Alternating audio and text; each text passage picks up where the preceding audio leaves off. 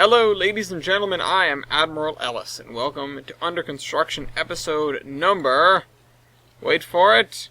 100! Hello, everybody! Welcome to episode 100. We are doing nothing special, but it is exciting that it's episode 100.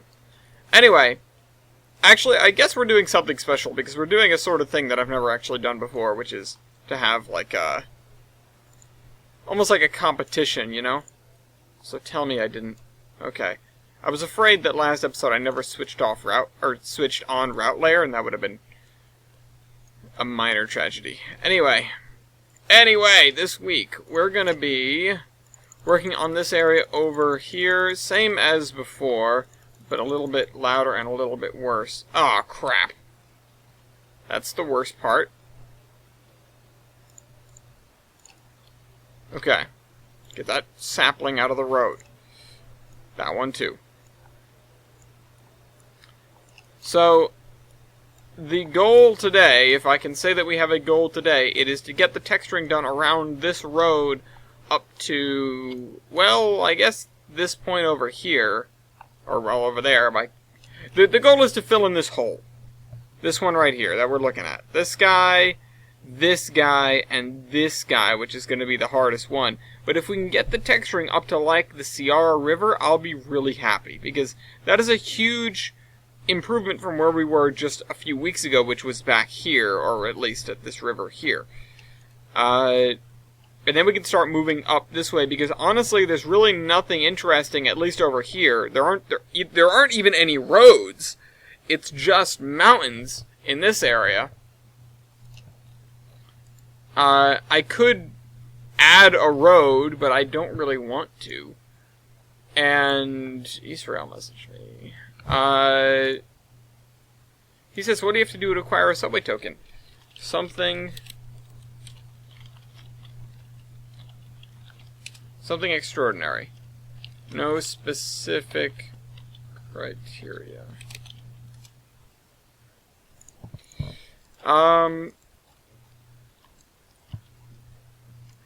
Alright. Alright. So, let's get to work then on what we came here to work on, and I'll answer these comments and whatever. I've started giving out a sort of advance notice in the Discord when I go to make an episode, because that gives people a little bit of advance notice.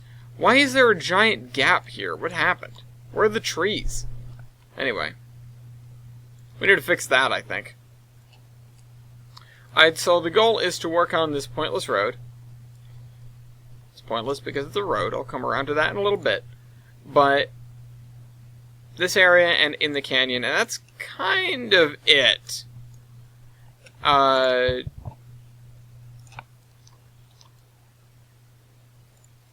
But we do need to get it done. Also, these trees are too close. Too close to the road. Now, I want to share with you something amusing that happened to me today, and the whole reason that you're actually getting this video produced today, because honestly, I was in a really sour mood, and if I had not done this, I probably would have just lounged on the couch. I always talk about the discipline trumps motivation, and I just don't have enough of that still. After almost 2 years of making this show week to week, I still ultimately lack the discipline to actually make it on Thursdays a lot of the time. Sometimes that's from circumstances completely out of my control, but sometimes it's just because I don't feel like it. And that is a setback. It really does set me back. In terms of timing, in terms of, getting the videos out on time, and sometimes even in terms of motivation, because sometimes as the weekend goes on, it just gets harder and harder for me to actually do anything. When I come home on Thursday, I've basically spent all day thinking about Under Construction, and like, what do we do in Under Construction? Whatever. But this morning I started out fine, and I got to Boston, and the HR woman there, her name is Liz, she's awesome. She was like, she was so happy to see me, because apparently today was Employee Appreciation Day. And I mean, I've typically feel pretty appreciated when I check my bank account balance on payday, but nonetheless, she said, come to the big conference room at 3 o'clock, and we're going to have food and whatever. Turned out that was a lie. They were firing me. Just kidding. They had hot dogs and hamburgers and other stuff that I didn't care about. I mostly wanted a hot dog because I talked about previously how I wanted a hot dog and I didn't get one. So, yeah. I did that, but she was talking to me about that, and I was like, oh, free food? I definitely feel appreciated then. She's like, I'm glad you feel appreciated. Is there anything else you need to feel appreciated? And I said, yeah, to go home. And I was in the print room with the woman who does the printing and a whole bunch of other people at that point, and it got some laughs. I was pretty proud of that one. It was really a you had to be there thing, because I've now tried to tell it twice, and both times it's not been funny. So, I'm just going to stop trying to tell it and just accept the fact that it really is well, I suppose you had to be there, because it was funny then.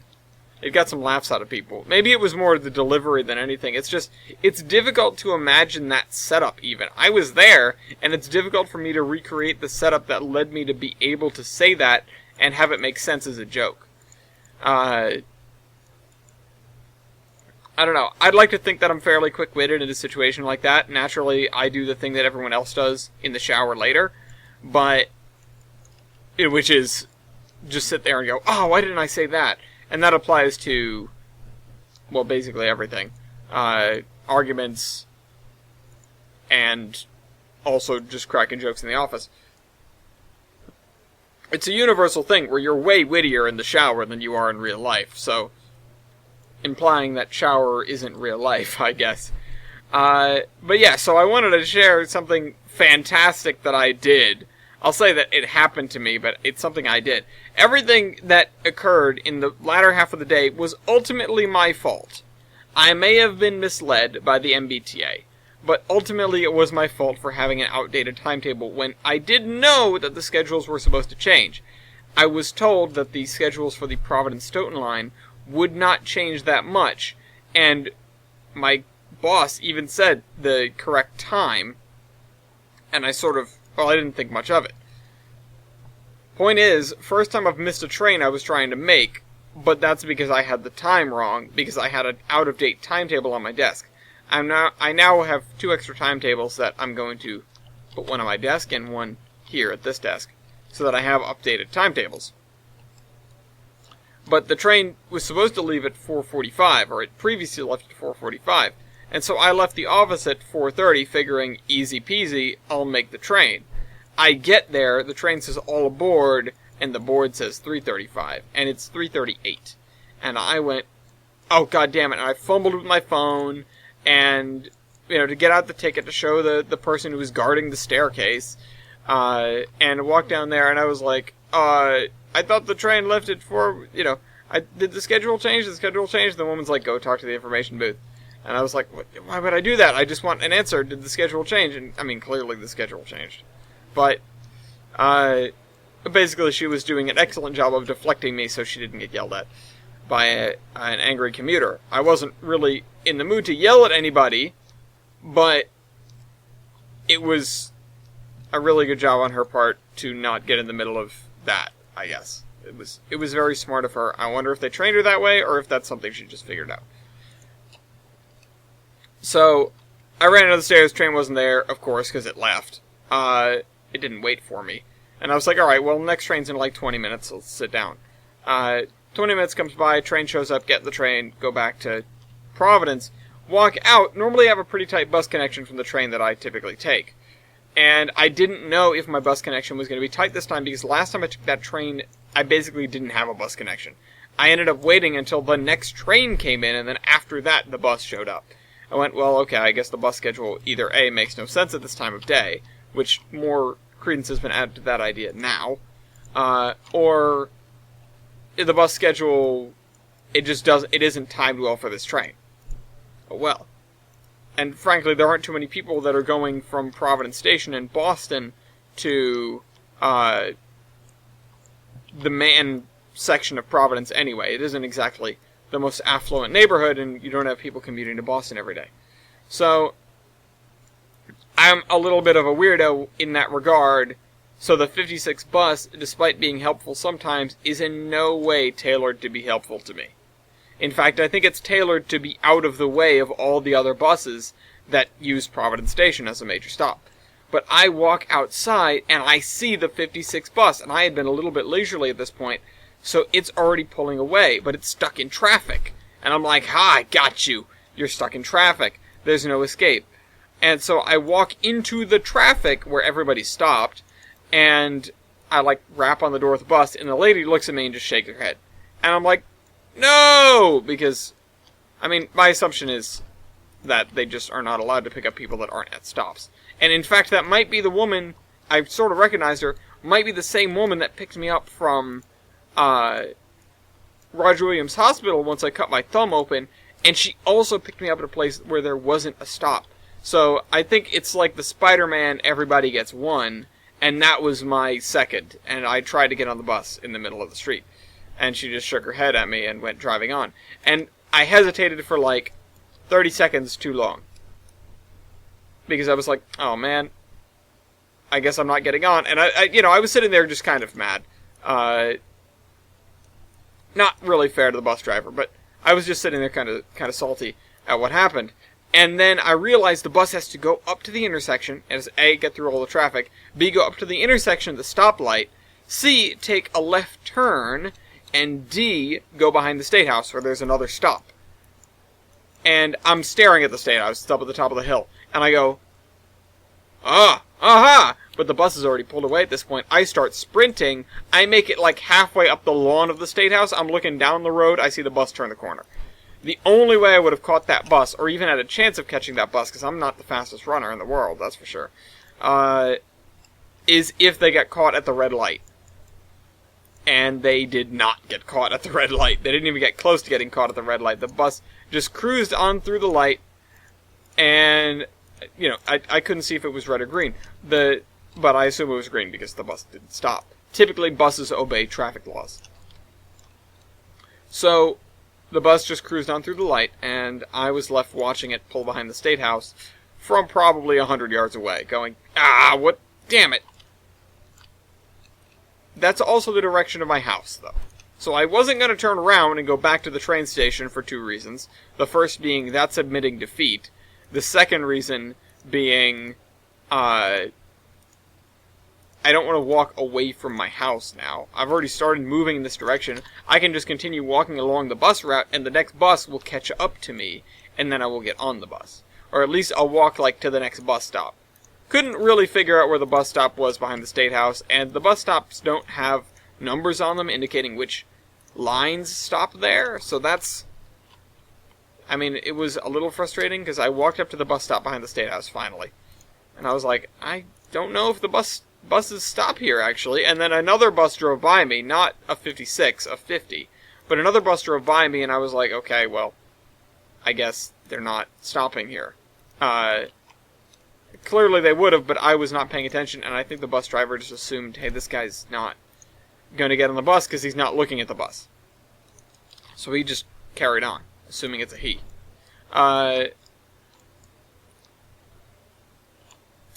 So I kept walking. Because I was like, what if I get to lose at this point? I'll walk to the next bus stop. It's going to be a while before the next 56 bus comes around. Keep walking, walk across the highway, there's a bridge across the highway, and that's when I saw an actual bus shelter, and I was like, oh, maybe I'll sit here because there's a bench, and there's shade because it's a shelter, and then I'll just wait for the bus. It'll be a way to, sit down, be leisurely, browse my phone, whatever. Then I walked, I didn't stop because there was a person there. And I am antisocial, and I don't like people. So, I didn't stop. Actually, as I said to a friend of mine earlier today, I am very social, but I tend to draw the line about where my driveway ends. So, social, good. Social in person, not good. I didn't stop because of the person, and then I walked another 10 feet past just one tree, and I saw something that I have never used before, which is a Lime scooter. And I went, I wonder how far these things go. Actually, my first thought was, how much does this cost? Because I'm a homeowner and I have to worry about bills. I was like, how much does this cost? And I looked it up, and it's like $1 to start it, and then $15 for every, or 15 bucks, 15 cents for every mile. I think it was actually 25 cents. And I was like, alright, well, let me see if I can get the app. Couldn't get the app because my phone was full. Well, I thought, like, this could be really fun. I am pissed off right now. I'm walking down this lonely road, the only one that I've ever known, being all frustrated and angsty, and maybe a ride on a Lime scooter, even if I don't go all the way home on it, maybe a ride on a Lime scooter will be the entertainment that I need for today. That'll put me in a good enough mood to make Under Construction, because I'm sitting there going, I have to go home, I have to make Under Construction. That's most of the reason why I'm annoyed that I missed the bus, because I'm burning time at that point. I could be at work getting the money, but instead I'm standing in front of the train station like an idiot, or, well, halfway up the State House lawn, as a matter of fact, like an idiot, going, my bus! I missed my bus! So I was like, okay, maybe if I do this, it'll be fun. It'll be fun, and I'll be happy, and then I'll be able to make Under Construction. What I thought a little bit later was content, because I never know what to talk about on the show. I was like, content! Ella's riding a Lime scooter? That's funny. I don't know why it's funny, actually, but it is. So laugh. So I was like, okay, that's a reasonable price. Let me try to download the app. Comedy of errors ensued because my phone did not have enough space for the app. Then, and my first thought was, well, if I don't have enough space, I won't do it. That's where I draw the line. If I don't have enough space, I won't do it, and I'll just sit here and I'll have my $2. I'll wait for the bus to come. I didn't have enough space, and then I decided to follow through anyway. I continued trying to get the app. I deleted a whole bunch of timetables and stuff that I had saved on my phone, like Metro North timetables and Amtrak timetables, and I think the menu from the cafe car on a whole bunch of trains from the Amtrak. I was like, alright, don't need that. Ended up having enough room just barely. Getting the app. Comedy of errors continued, where I tried to scan the QR code on the thing and it just wouldn't figure it out. And then I realized that I need to actually put money in my account there. And so I set up my card and I was like, okay, try to scan it again. Realized I didn't put money in the account, I just set up my card. Then put money in the account.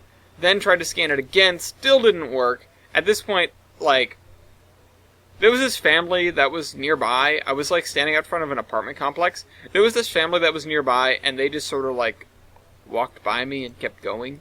And I'm just standing there grumbling. Probably making, grumbly sounds at my phone, like a disgruntled 60-year-old man that doesn't know how technology works. And I'm standing there in, my work clothes. That doesn't really help the appearance. I'm standing there holding my pineapple, my lunchbox, and I have a backpack on. And I either probably look like an overdressed student or a young businessman, which, I guess I'm neither. But, an overdressed student or a child pretending to have an office. Although the facial hair helps me dispel the child image. Anyway, point is, I looked stupid. So, I finally got it to work by clicking on the app, and I clicked on the thing on GPS, which I never turn on GPS, just because I hate GPS in general, like the turn-by-turn navigation. So I don't like GPS, the setting. Also, what the hell is going on? Did I turn my render distance up again? Yep. Knew something was wrong. So, long story short, I finally got it to work. I got it to work by hitting the ring button, and it started just making this obnoxious beeping noise. I didn't know how to turn it off. And then I hit reserve for 30 minutes, because I was like, I don't know, the trip on the bus takes like 20 minutes tops. 30 minutes would probably do it. I have no idea how fast these things go, but it's probably better than the average speed of a bus on Chalkstone Avenue. Bus still hasn't come at this point. I've been standing there for 20 minutes trying to figure this thing out. And I keep looking because I know the moment I put money into it, the bus is going to come. And then I'm going to be committed and I'm going to have to take the Lime scooter anyway, but I'm going to be frustrated because I missed a second bus. And I'm going to spend actually, if it had come, which it didn't, spoilers, if it had come, I would have spent my time trying to catch up to the bus, and that also would have been entertaining. But, anyway, I got it to work. And I finally got the thing moving, I got it to go, and I was so happy. And I drove that thing all the way through Providence, like, North Providence area, it wasn't North Providence, whatever this area is, like West Providence. West Providence isn't a thing, but, suburban regular Providence. Up and down these hills, thought I was gonna die a couple times, almost crashed into some people, almost crashed into some cars, did some really daring moves in traffic, also didn't have a helmet. It says you're supposed to have a helmet. Oh well. And ended up careening down Chalkstone Avenue, yelling, "No brakes, choo-choo," as I went by the playground. Which, I just hope kids got a laugh out of that one, is really my only goal there.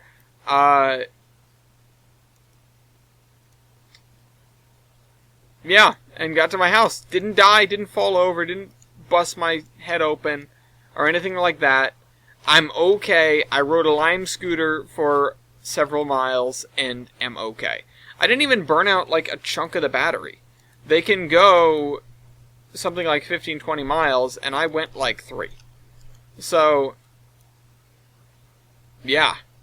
I don't know. +1 for Lime scooters, I guess. I mean, I saw them around for the longest time, and I never really had an opinion on them. But of course, in the back of my head, I was like, scooters. Who would rent a scooter for the day? Who rides a scooter around? And then I was like, yeah, scooter. Now it's like my favorite thing. I think it's sitting out front of my house. If it's still there in the morning, I might take it to the train station in the morning to go to work. I can see downsides to this, but I still might do it, because that'd be real funny. What did I just do? So, yeah, Lime scooters. I only spent a couple dollars, I think. I didn't spend that much money on it. So I guess it was worth it. I actually need to check my ride history now, because I'm probably going to keep the app for at least a little while. And check my ride history and see how much it cost versus the bus fare. Because bus fare is $2. It's really not that much money. And if I can use a Lime scooter to commute back and forth, I will be... that would be so much fun, except when it rains, then it wouldn't be fun. I mean, I can just basically borrow the scooter at this point. The thing is, because it's a scooter and it's just electric powered, I didn't have to do anything except keep my balance, which that part was hard, but I didn't have to do anything except for stay upright. There's not a lot of room on that thing for your feet, so staying upright is actually kind of hard, but also with the sidewalks around here, it's really hard mode, actually. It's, you know, I flicked on hardcore when I got on the sidewalk. I tried to spend as much time as I could on the street, but if I was in somebody's way, I tried to get out of the way. The street is a lot smoother than the sidewalk, it turns out. Not that I didn't really know that anyway from years of riding a bike and also having eyeballs. But it's like, the difference it makes when you're on a scooter with tiny wheels is pretty significant. Even on the street, I felt like my teeth were going to get rattled out of my skull at some point. I didn't want to, like, hit a bump and bite my lip off or something. Or my tongue. I drove by, of course, I went by Roger Williams Hospital, like I said, because it's on the bus route. I went by Roger Williams Hospital where I got my finger stitched up. I was like, I'll be right back once I fall and crack my head open. But I succeeded and didn't do that. Maybe I will do the Lime Scooter. Maybe, you know, that's the thing, right? That's the other thing. I only have so many signals. I'm not employed on the side as a stripper anymore. So I can't reliably source singles without walking down to the Wendy's and going, hey, can you break this? And the last time I did that, it was like 10 o'clock at night, and they closed the dining room, and so I walked up to the drive-thru window and asked them to turn a 10 into 1s for me. And I felt like an utter scrub. But, hey, that's life sometimes. Right there. That's life sometimes.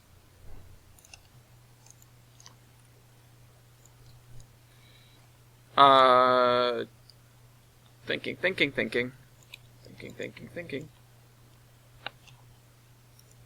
With the Lime Scooter, I can pay with my credit card.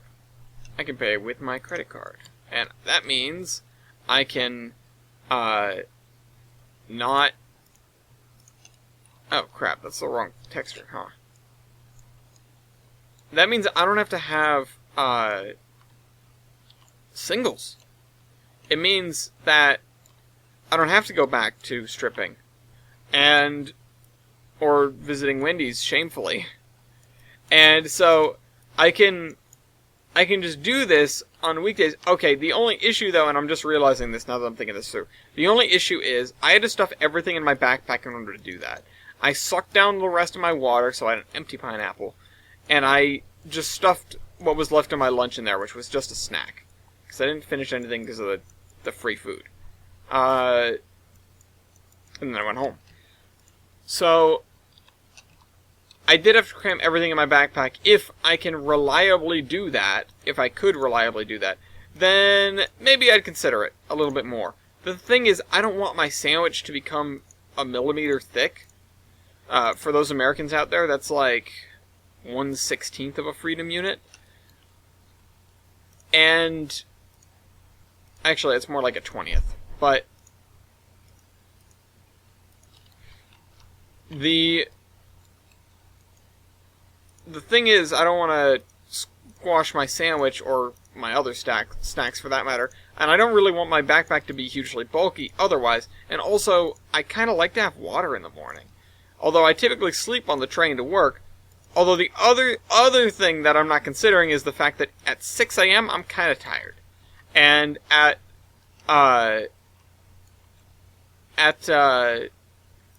6 p.m., which is when I got on the scooter, I'm pretty awake. I did take a little nap on the train, but I was pretty awake. And that means that I paid a lot more attention. Now, I don't know, maybe it gets better with time. I feel like, though, if A, I managed to get everything in my backpack without crushing it, and B, I feel particularly awake tomorrow morning, and maybe C, I miss my bus like a moron, because I stay a little bit... That's the other thing. If I sleep a little bit later, I can miss my first bus. I can miss my first bus, still catch my second bus, like alternate backup bus, and still make my train with plenty of time to spare. So, why do I take the first bus? Because I like having plenty of time to spare. It might even give me enough time to get in the line for the not homemade, but the local donut shop sells donuts via the cafe and the train station. The line is always a mile long, but if I can get in that line, I can get some great donuts. That'd be a great way to start the day, honestly. The only problem is they're like $3.50 a pop, but they are really good. So, long story short, I might ride the Need Scooter tomorrow. If I never post another video again, it's because I died. Also, Need Scooter? It's a Lime Scooter. Need is the donut shop. Need is the donut shop. Remember how last week I was hungry? This week, I'm also hungry. Except this week, I want some donuts. Specifically a Need donut. I need it. But it's Knead, like kneading dough. because they make a pun. Honestly, I should boycott that shop. Anyway.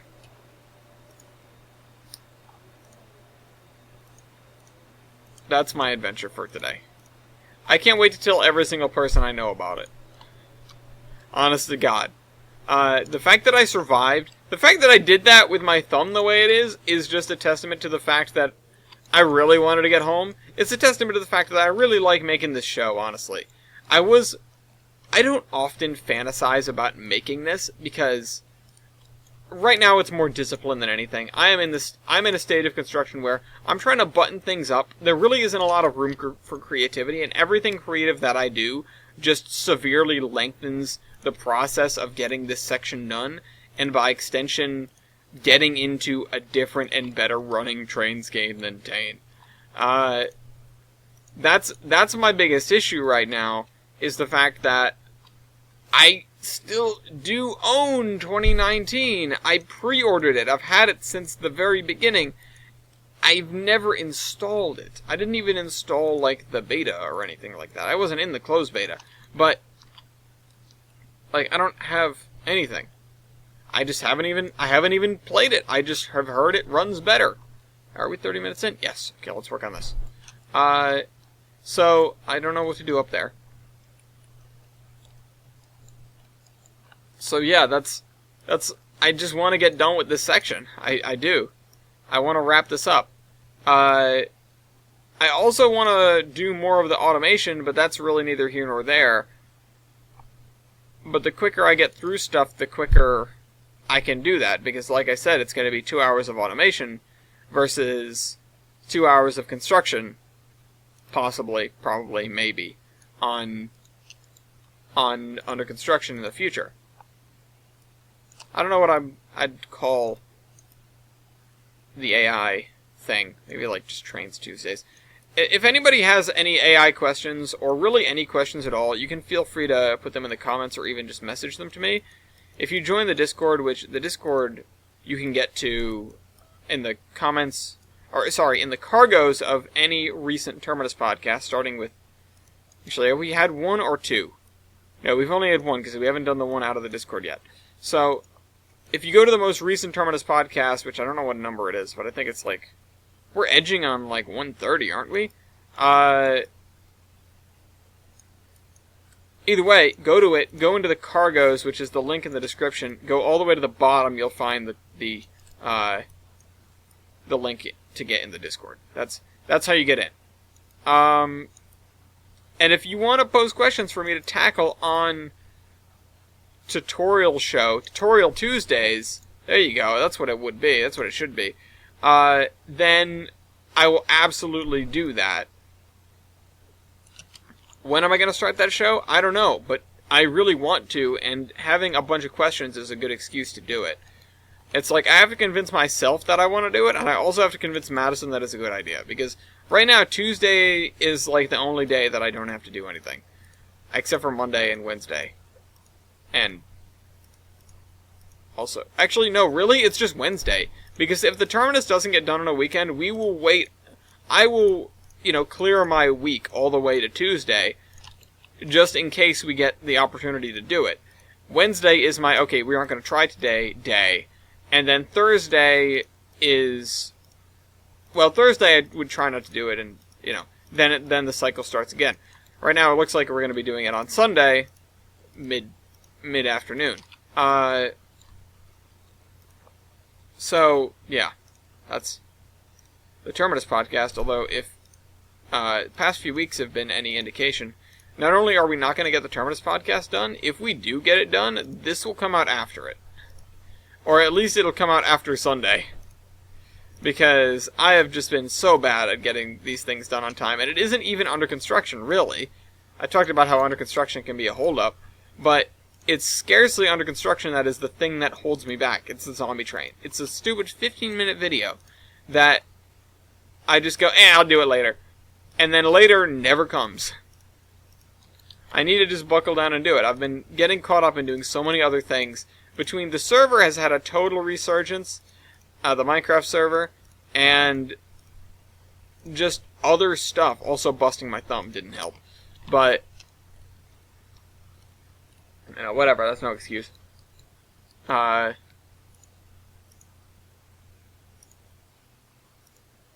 Osijek Fortress, the Russian commander said, "Death is no excuse for not fighting back." Not really, but I could believe it.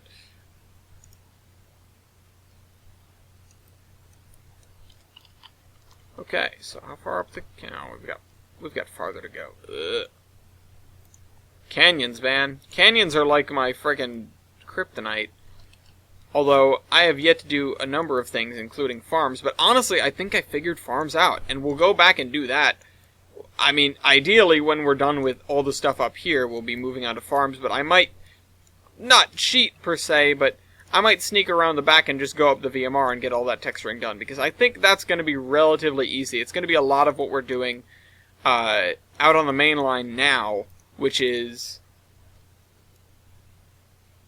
lay down grass, lay down grass, lay down grass, copy-paste trees all over it, then do one final pass to get the textures right. That actually doesn't look half bad. I really am liking this, and that's weird. I don't think I've ever had a canyon where I've gone, yeah, that looks good. I mean, even if we go back to the Tamara's Vale and Anaconda, I had my doubts about that freaking canyon. But the canyon, the gorge in the Iron Horseman route, that thing's garbage. It's not good. Like, I made it, and I was like, you know the face, you know the meme where it's like the guy, somebody says something to the guy, and the guy is disgusted, but he gives it an upvote anyway? That was me and the canyon. And I finished it, or I worked on it, and I was like, this doesn't look good, but I'm in too deep. I don't know how I would do it in the situation where it's in the future I'm doing a dem route. Of course, it would be completely different. That's the thing about doing the dem route for the Iron Horseman, you know, in the distant future, which is when that would happen. It would be more of a, well, okay, can we actually make the routes like we did, or are things gonna, you know, is the show's canon gonna have to be adapted? Anything that happens during the show, which is all gonna be on the existing map, basically. Anything that happens during the show can be retconned if we were to continue the story, because we can sort of move to the present day and go, well, you know, all that was just, you know, it was Steven's memory of it or whatever. Yeah. So Wybolt's going to be back on Monday. Well, he's going to miss the podcast probably, but this looks so good! Wow, oh my god, I can't believe it! I'm sitting here staring at it, and it just clicked in my head, just looking at this river at the bottom of this gorge, and it's like, holy crap, I've made a gorge that looks alright. That looks passable. I'm happier about this than I can really let on, because I had my doubts about it in the first place, and just the constant looking back at the gorges that I've made, and just canyons in general, this is really one of the first, I mean, even right behind me, up, you know, down the line, over in that area where we have all those textures going on, where we've got terrible texture clashes. You know the one I'm talking about, but this one right here. Like, I have so rarely had a major terrain feature that I have liked the texturing on. And this is basically the first one. Aside from beaches and forests, which aren't really major terrain features, there really are scarcely large defining terrain features that I can look at and go, yeah, you know what, that's good. There are a few areas, like small areas, that I like, that are pretty good, or that are pretty enough. Ashbury Ranch being one of them, and then the little bridge that goes over whatever river that is just outside of Olive. Now I want to know what the river's called. Oh, the Deer Run. So this spot and this spot, I like both of those. Treadway Beach is kind of meh. The swamp isn't great, and nothing in Olive, aside from the fact that... Okay. The best thing about Olive, and it really is the best thing, is the fact that I did go through all that effort to try and make a town that was scaled realistically in terms of its districts. You know, it has a residential district that is of a reasonable size for that town, and an industrial district and whatever that are of reasonable sizes for that town. And I even think the residential district is too small.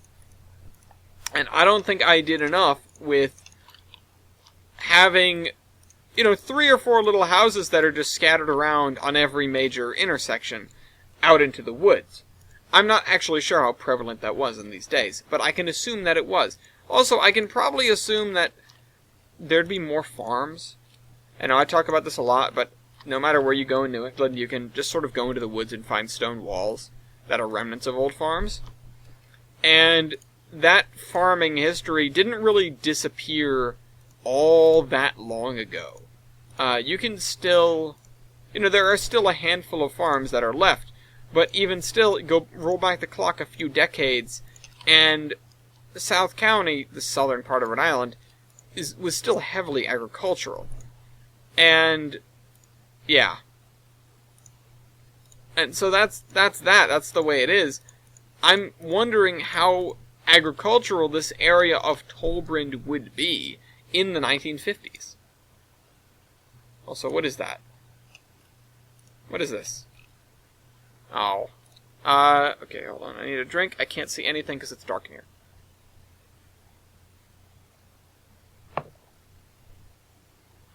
Let's shed a little light on the subject, shall we?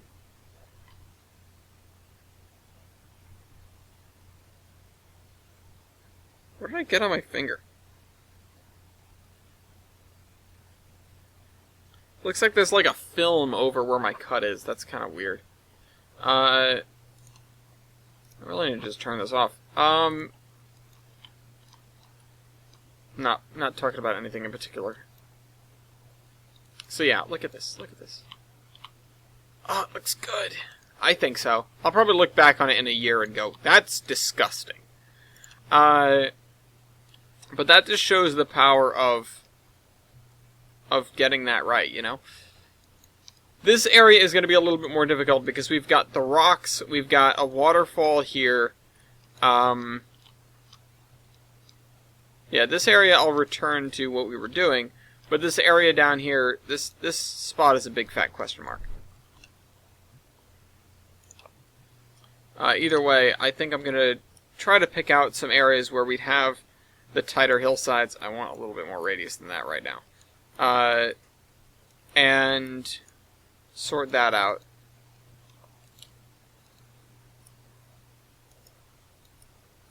Also, I think there's a piece missing here. Is it? No, it's just the way that... Is it?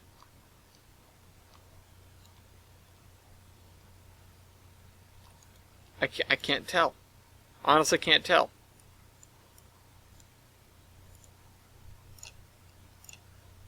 No, it's not. It's not. It's just the way this is. Let's see, can I...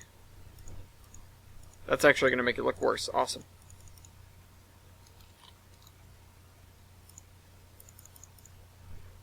No, I actually wanted to go down.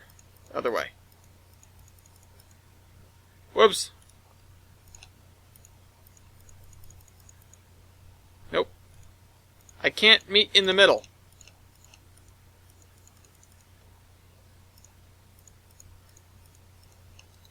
That looks just as bad. Okay, so everything I did there was completely for no gain.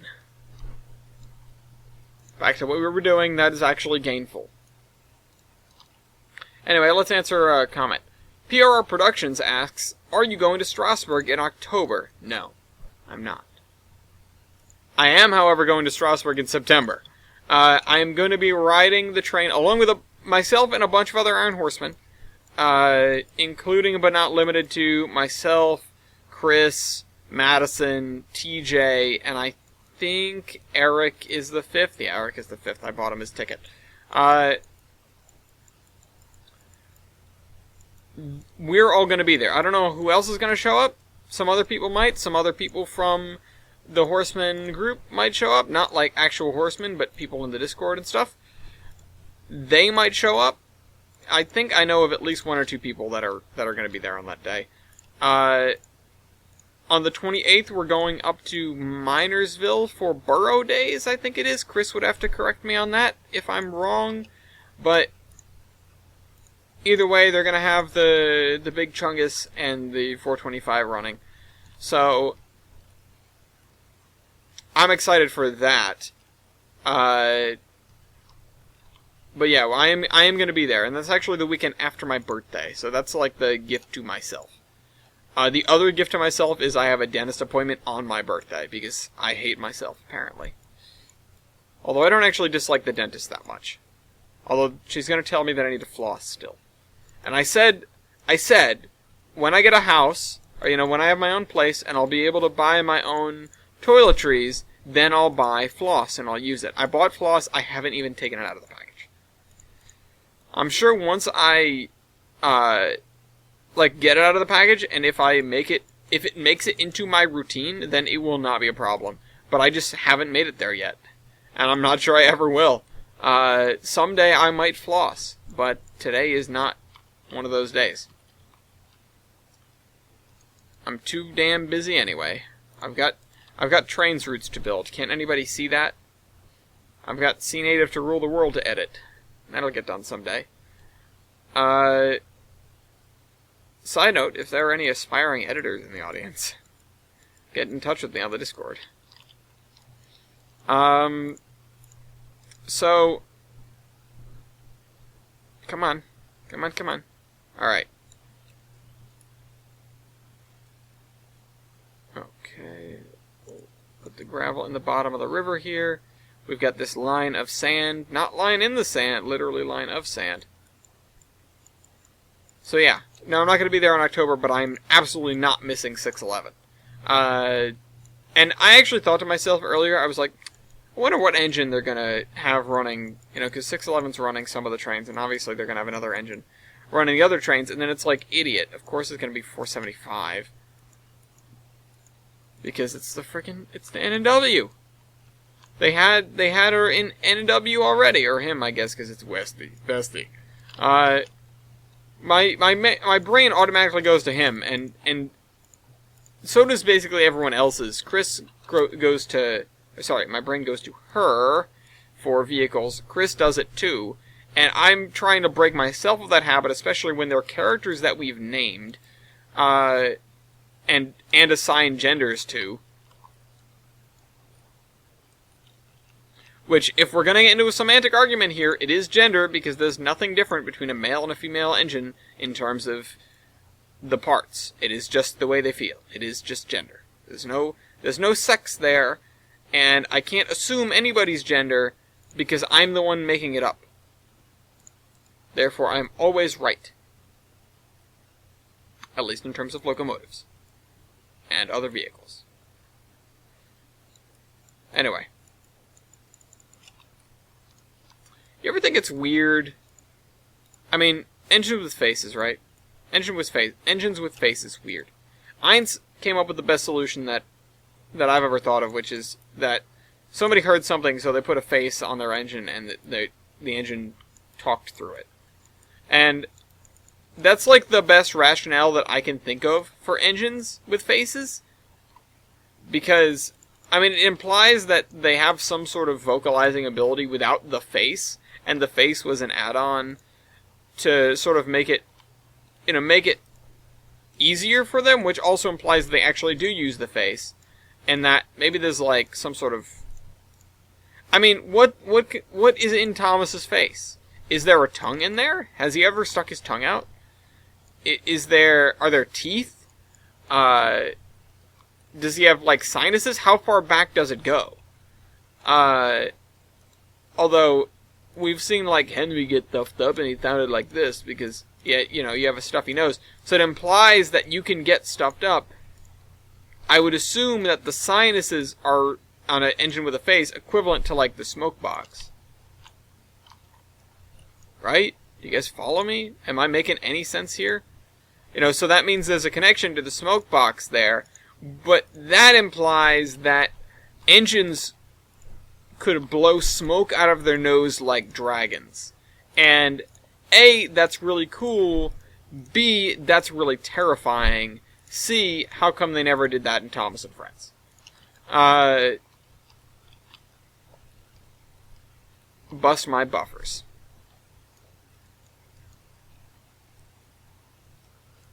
So that's my thoughts on Engine with Faces. If you guys have any thoughts to add about the Engines with Faces thing, you can absolutely say something. I honestly want to hear input. I want to hear what people think. I personally don't like Engines with Faces in general. Thomas gets a pass because it's Thomas. And, I mean, generally I don't make a stink about it. But my biggest point of concern or gripe has been either the engines have faces or they don't. And that's one of the reasons why I couldn't watch more than like 5 minutes of the full Buccaneers. I started watching it, and suddenly they put a face on an engine for like one emotion. And I was like, what is going on here?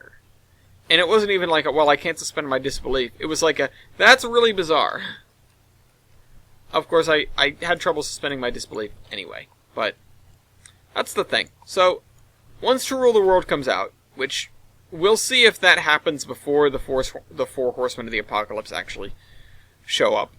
But once To Rule the World comes out, there's supposed to be a mid-season break. Now, the concept of seasons has completely gone out the window, but nonetheless, it exists on the back end. So, that's what we're looking at right now. We're supposed to have this concept of season. We're supposed to have a mid-season break. Now, this entire past few years has been basically a mid-season break, but that's not officially what it is. In the mid-season break, as per the Johnson short stories, I'm supposed to release 6 to 12 short stories, one a week, that will make a little, well, overarching story, and also supply a little backstory for the Iron Horseman universe. You got to see Johnson's sort of history, but at the same time, the Johnson short stories opened a window into what it's like to be an engine in the Iron Horseman universe, what the contracts really mean, what it is like to be built, what are the limits of a locomotive, etc., etc., in terms of what a locomotive can do to itself. Because why can't they just drive around with no engineer like Ivan constantly does? And of course the rationale being, well, the ability of an engine is linked to how powerful it is. The ability of anything, a vehicle, whatever, an energy source is linked to how powerful it is. Something as large as Johnson, it's past the quote-unquote medium size, the sort of, what would you call it? Like the Goldilocks zone, almost, of self-control. Ivan is, like, spot on. And also, Ivan has a lot of, there's a lot of experience doing it for a variety of reasons. So he's gotten really good at it. Johnson never got good at it, and it would also be really hard for him to get good at it because he's way too big. He has too much power. And if somebody like Leroy were to try to throw a switch stand, while they would probably have the reach for it, they would also probably rip the switch stand out of the ground and just chuck it by accident.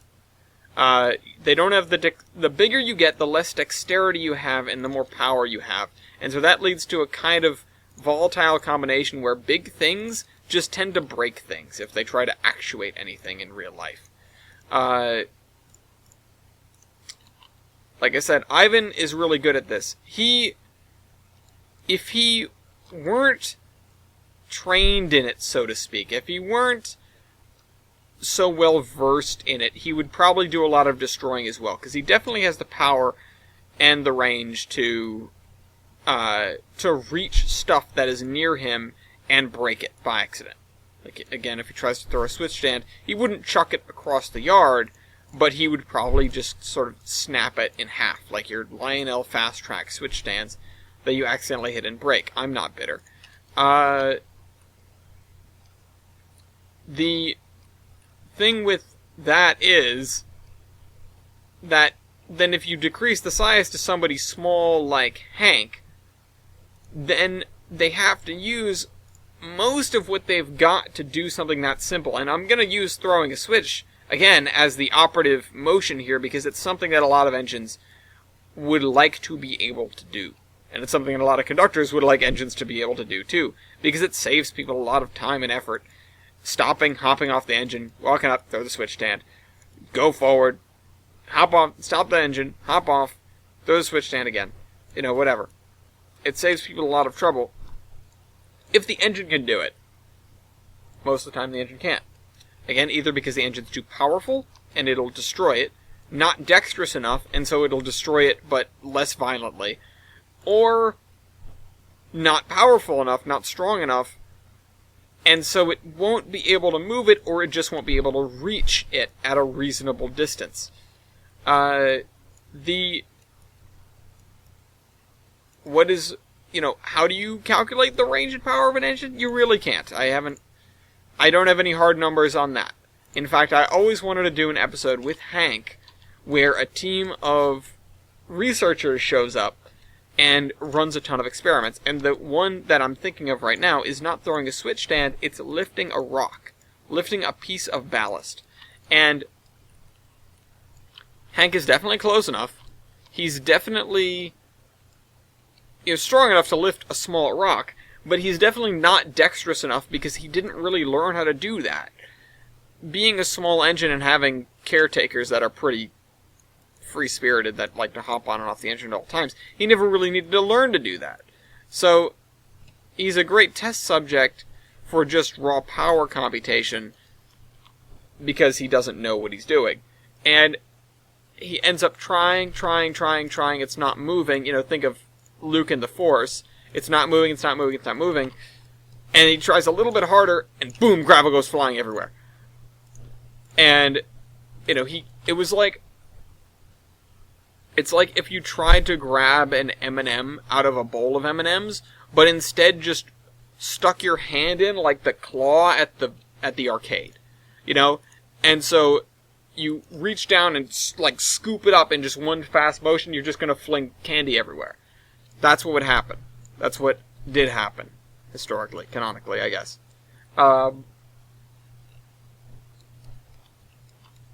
So, the next series of short stories isn't about this, though. And this is the whole reason I brought it up.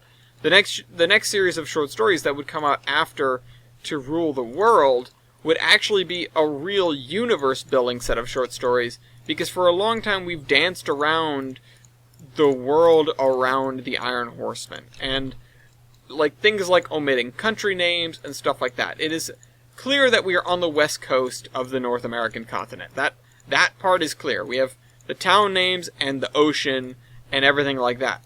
But one throwaway line a long time ago intertwined a pair of universes that really had no business being together. And I said, "Nah, we're doing it." And everyone sort of groaned and said, "Okay." And so, without the ability to properly introduce those, that other universe, or really share it at all, if we started referencing things outside of in the world, everyone would just be kind of lost, and they'd have no reference for okay, how do I understand this? This doesn't make any sense. Who are these people? What are these places? Blah blah blah. So, I decided I'll write a short story set that will help explain certain things. Not everything, but certain things. And yeah. I haven't gotten to release it for obvious reasons. But that would be the next thing, and then the following year, whenever that is, the following season, the short story set would be the full, unabridged Boltzmann theory of vehicular sentience, which is the whole write-up of basically everything that I just talked about.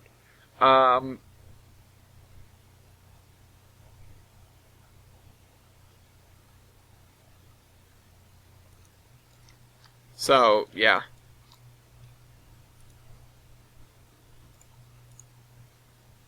Whoops. Grab that. Oh, I already had that, huh?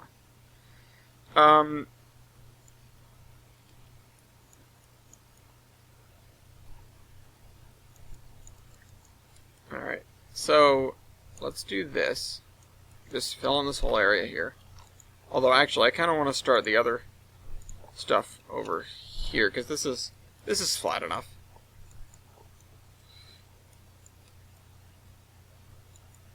So yeah, that's my, the full unabridged Boltzmann theory of vehicular sentience is my full thoughts, which they haven't even all been unfolded yet, and I haven't really written anything. But they are my full thoughts of how does the Iron Horseman universe work in terms of the physics behind these engines. How do they talk? Why do they talk? What is alive and what isn't? Or sentient, at least. And how do you determine that? And what sort of weird things result? There are a few things that I hadn't really considered that are definitely true in the Iron Horseman universe, and that's the thing. So I like to create rules. I don't like to necessarily create a world, I like to create rules. And then apply those rules to a world and see what happens, see what sort of conclusions I can draw. And one of the coolest things, so, I'm trying to root things in science at least a little bit, so Boltzmann brains are a thing, or they are a hypothetical thing of the reason the universe exists. It's possible that there are enough variations in the cosmic microwave background radiation that the universe sort of spontaneously came into being as a sentient mind, almost. Like, we exist as fluctuations in space-time. That's really it. It's just, there are so many things, so many variables that could possibly happen that click, everything just comes into being. And, it's sort of a stellar consciousness sort of thing. It's really, really weird. You can read about it. I might be getting that wrong, but last I read about it was a long while ago. So the details on what Boltzmann brains are and what Boltzmann was on about, on the whole, have been a little bit lost to me. It's been a long time. I really care about how I've applied them in the intervening years. So, I've applied that idea, except on a much smaller scale. My idea is that there's a limit. There's the Boltzmann constant, which this is, I'm not sure if it's a thing I've totally made up, but it's the limit of you need this many flip-flops, this many variables, this many possible changes in order to create one of these hypothetical Boltzmann brains. What if we lowered that threshold a lot? What if we lowered it to the point where, the amount of energy contained or used by, say, a good-sized lawnmower would be enough to create a Boltzmann brain, and then it would inhabit that lawnmower? What if also the properties of the personality of the brain, of the person that would then result as an effect of the brain, were correlative to things that had existed around it? As in, personality traits became embedded in the object because the object existed around people with certain personality traits. Or vice versa. Personality traits became embedded in the object because it was around things with opposite personality traits, and there was some sort of polarity there. And that's why, in the Iron Horseman universe, when you build a pair of locomotives, you will most often get one that is very masculine, and one that is very feminine. And we would just call that a guy and a girl. Again, there's really no defining anything with locomotives. So, using the terms masculine and feminine, it's not about being politically correct, it's just about getting it right. It's less about, you have to make sure that we use the proper terms here, and it's more like, what are the proper terms? What is not appropriate, but correct. What is scientifically correct, not politically correct. Because if you have two beings, two things, essentially, two objects that have sentience, and they are physically identical, but one is exhibiting characteristics that would otherwise be attributed to a macho, a man's man, and the other is, one is Barbie and one is Ken, then how do you describe that properly? You can't properly describe, you can't say, well, this is a female train, because there's nothing that defines it as being female. There's no difference. If you were to, you can't translate that to other locomotives or other vehicles at all. There's nothing that is universal across feminine trains. Nothing really at all, aside from feminine traits. And those aren't something that can be exhibited on the outside. It's completely internal. It's completely mental. So, just to get that out of the way. But that's really neither here nor there. So I was applying these properties, right? And the thing is, okay, so what counts as energy? Electrical engines, they don't have anything stored in them unless they're battery powered, and that doesn't really make any sense. Most electric engines are not battery powered. The other thing is, okay, so wait, they've got transformers in them. Transformers and traction motors. That'll do. So that means motors must also apply towards the Boltzmann constant, and transformers must also apply towards the Boltzmann constant. That means, A, that transformers are alive. Just like the ones hanging on the pole, if they're big enough. Or substations, say, even, maybe. And power plants. And maybe some large home appliances, even. Okay, so that's an interesting wrinkle there. What else is alive? And I was thinking. What else has that much power? What about volcanoes? And then it occurred to me, under these rules, heat and pressure, very similar to a steam engine, heat and pressure, volcanoes are alive. So the spirit of the mountain is an actual thing, and I assume you wouldn't want to piss the volcano off. I don't know how the volcano... That's the other thing. There is no definer for what consists of a being. The brain, the Boltzmann brain, is something that exists as basically nothing more than a pool of energy. And that's why I'm talking about things having reach. That's why these, say a locomotive has a form of telekinesis, because it's not actually ever actuating anything. The steam is, if you have a steam locomotive, obviously steam's going to the pistons to make the wheels turn, but that isn't the locomotive doing anything. That isn't the mind doing anything. That's just steam pressure. That's just physics. So that means the mind, the brain, the Boltzmann brain, the soul, if you will, then has to have some form of telekinesis in order to do anything. The vibrations that we hear as vocalizations are just the locomotive shaking in a certain way that makes the vibrations that's it's turned the entire engine into a giant speaker. And what it's shaking there really it doesn't matter. It doesn't matter. It's some part. It's something. It's not any particular part. It's not like there's a speaker mounted to the engine. It's not like there's a mouth.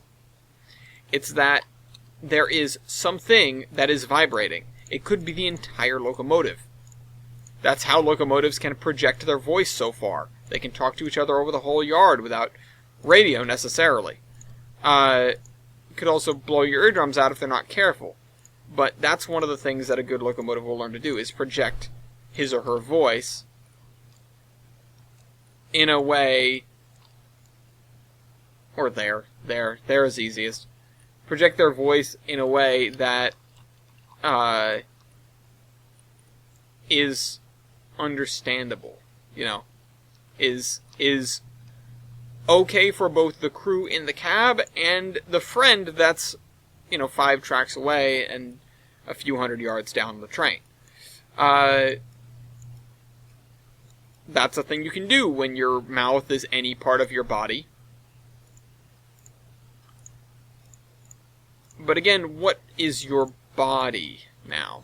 And that's a question with humans, sort of. But we know what our body is. If we get up and walk around, we take it with us.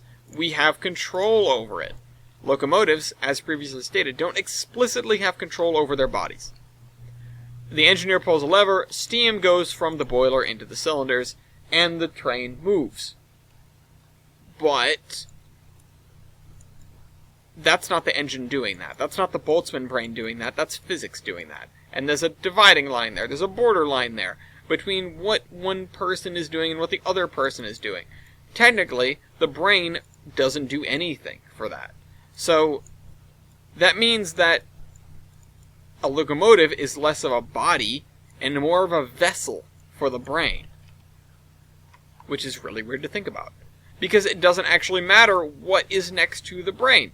It does matter in the sense that the parts affect the personality, as previously stated, but it doesn't matter in the sense that you can remove a part and put it somewhere else. And, I mean, the engine might feel a sort of pain, because if they are on, if they are not dormant, which is the official term for an engine that's not running. If they are dormant, and they don't, if they're dormant and you take a part off, they can't feel it, because they're dormant. If they're awake and you take a part off, they're gonna friggin' feel it, because you're now taking a part that has a heavy influence on their existence and moving it around. So that's not good. An engine won't appreciate that typically.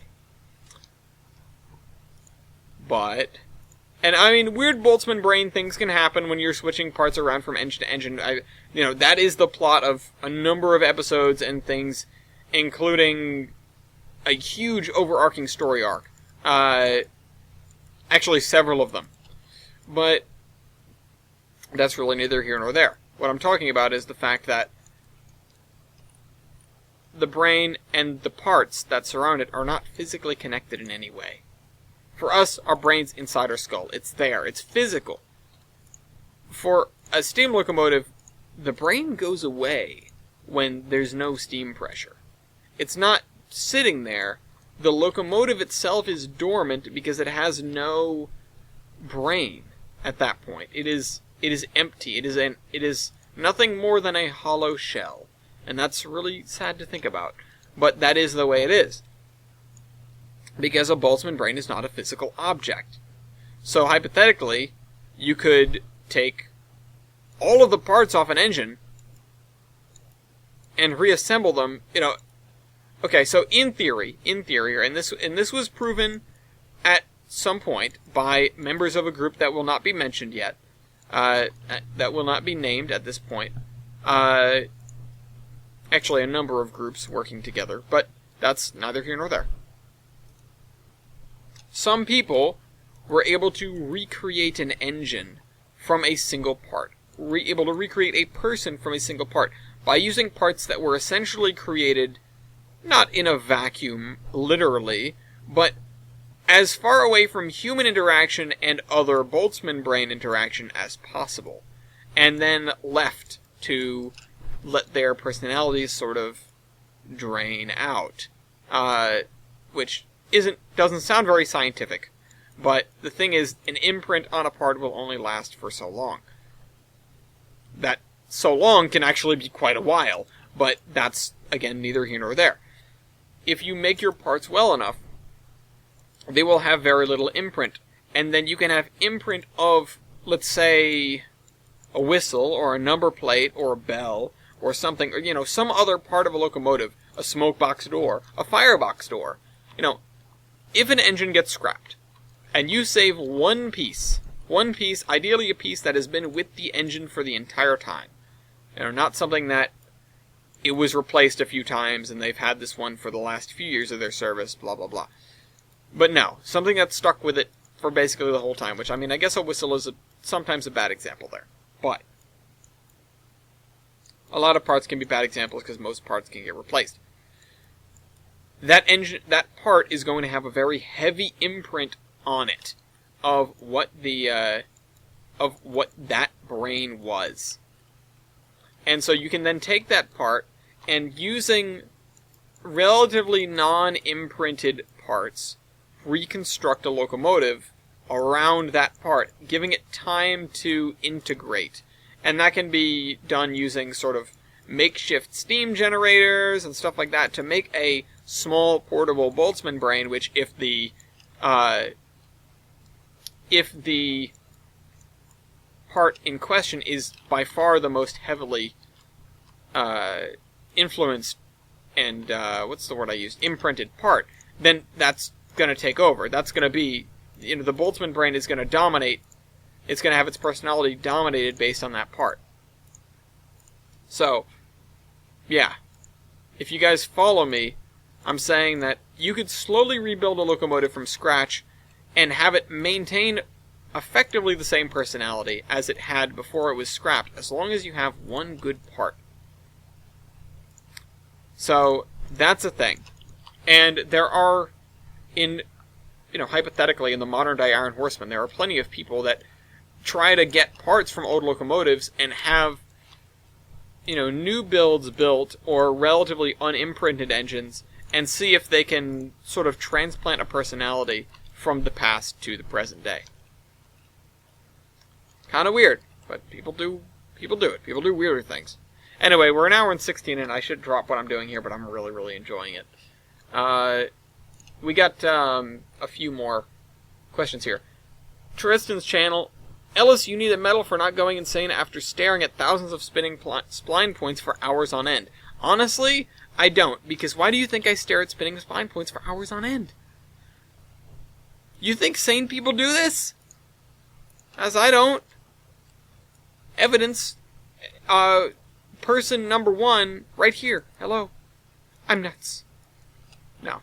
I appreciate that compliment, I guess is what that is.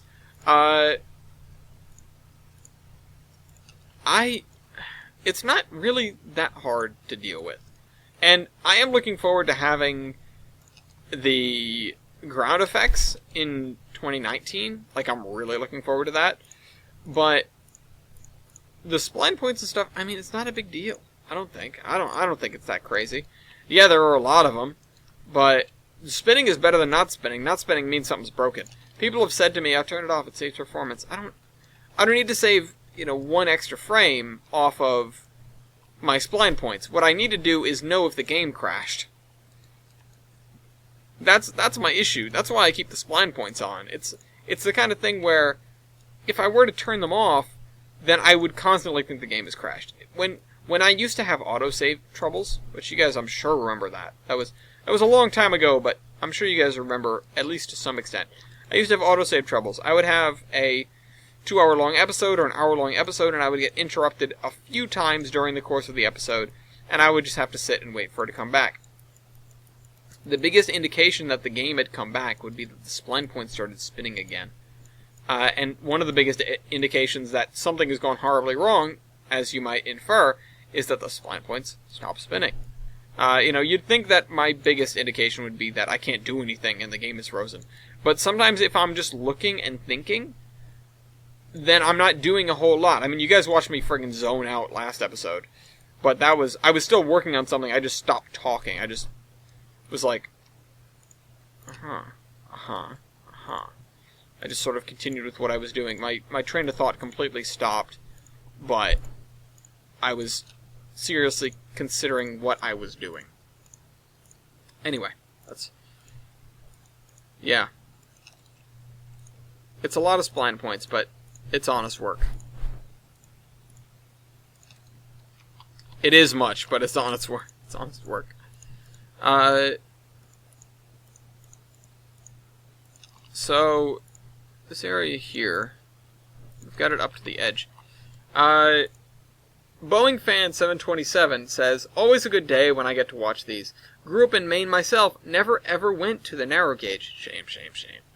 Guess I know what I'm doing when I come back home next year. Beautiful route, and that road isn't worthless, by the way. Which road? This one? This is a worthless road. Frankly, they're all worthless because this is a train simulator. Don't try to make them feel better. They're, like I said at the top of the show, it's a road. It is worthless. What's the point? I'm not here to drive a car. Okay, what do I do now? But I mean, I like that this is a good day for you. It really makes me feel good that this is a good day for you, that you get to come and watch the show.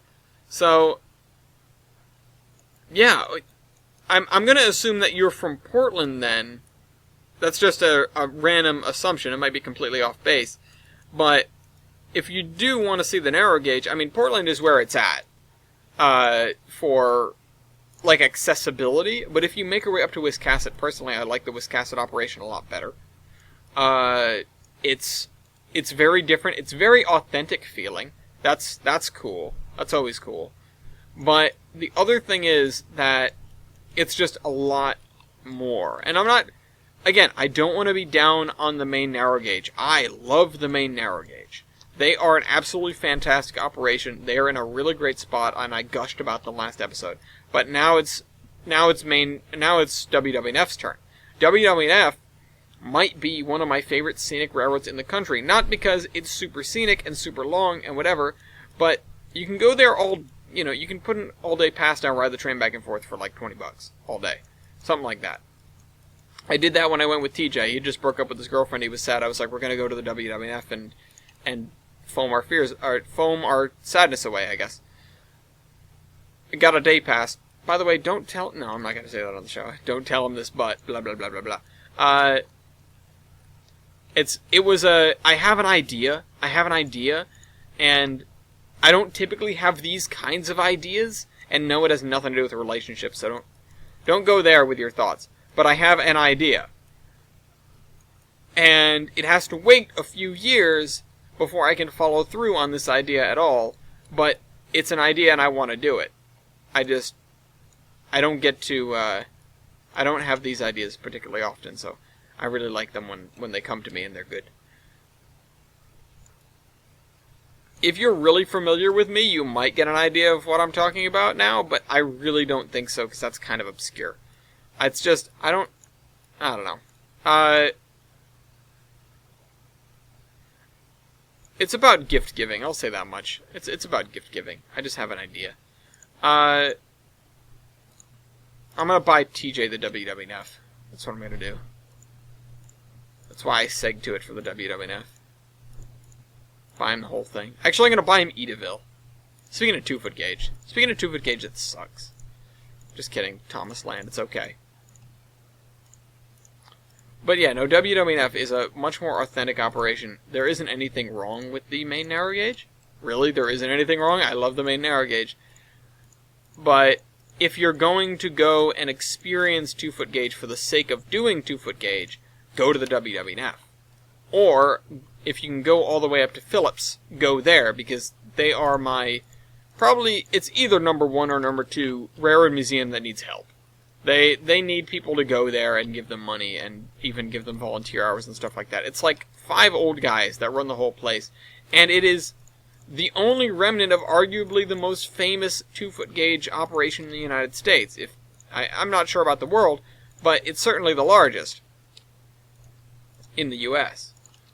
But, yeah, they need some help. Go give them love.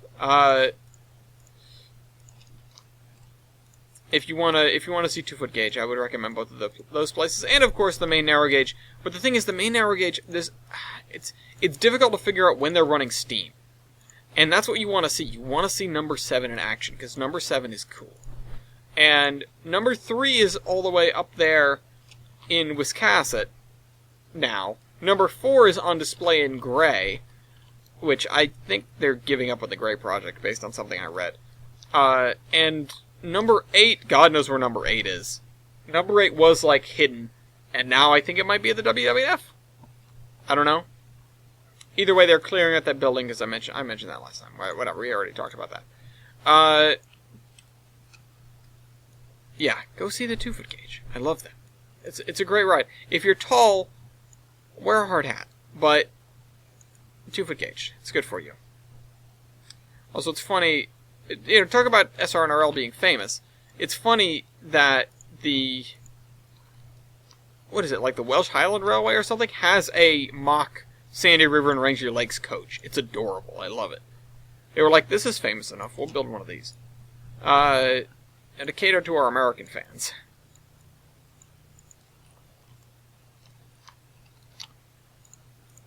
So, yeah.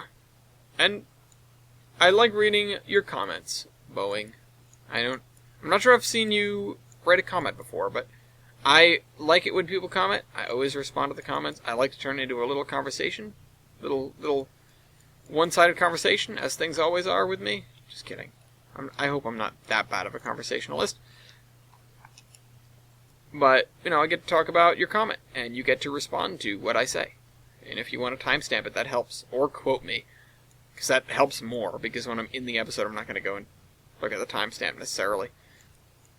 I typically pause the video before it even gets, partway through the ad or the intro. Anyway. Let's finish up grass here. I'm so sucked into doing this. So, I don't think we're going to be doing much else today. I'm just going to try and finish this. Aside from the copy-pasting, which we have to do, I'm just going to try and finish this.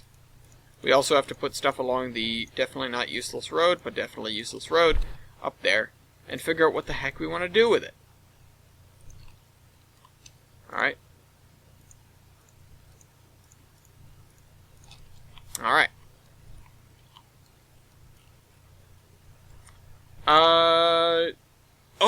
Dean. Okay, Dean is the only person that answered my, question/game from last episode. So, last episode, and you guys can continue this if you want to.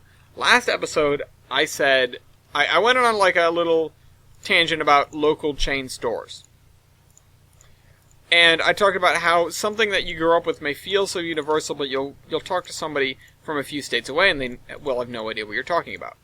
So, I was like, I want people to, in the comments, name a local chain of theirs, and I will try to guess what it is, and hide what it is underneath the read more thing so that I can't see it right off. And Dean is the only one who did this, and I appreciate it. And his thing is Malco. M-A-L-C-O. I like how similar it is to Marco, because that was my dog. But I get the feeling that that doesn't really have anything to do with it.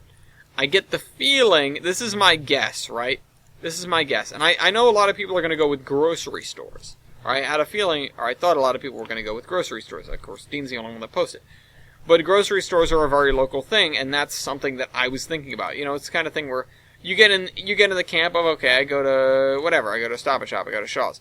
If you're not going to a countrywide chain like Walmart to get your groceries, like a Walmart Supercenter or whatever, or Target or something, if you're not going to one of these, I almost call it worldwide, which in some cases, yes, but these nationwide chains to get your groceries, then you're probably going to go to a relatively small local market. I assume they don't get that big because the logistics get hard. It's just easier to compete in the area that you're familiar with and then just forget about the rest of it. But Malco doesn't sound like a grocery store to me. It sounds like a gas station. And maybe it's the Co. Maybe it's I'm seeing the word, or I'm seeing it end with Co. and thinking Sunoco. But I don't know too many gas station chains. I don't think it's a restaurant. I would really be astonished if it was a restaurant. And I can't really think of too many other things. Certainly not things that Dean would say. I don't think it's a gun store.